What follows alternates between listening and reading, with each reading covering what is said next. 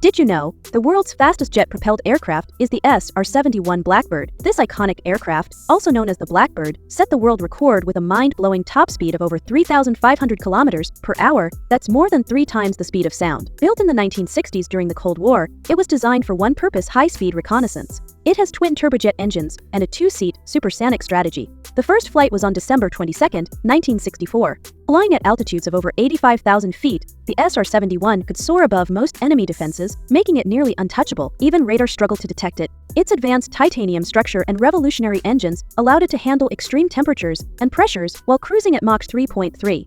On its last flight, March 6, 1990, set a speed record by flying from Los Angeles to Washington, D.C. in 1 hour, 4 minutes and 20 seconds, averaging 3,418 kilometers per hour. Though retired in 1998, no aircraft has ever matched its speed or high-altitude performance. Over 50 years later, it remains the fastest air-breathing manned aircraft ever built.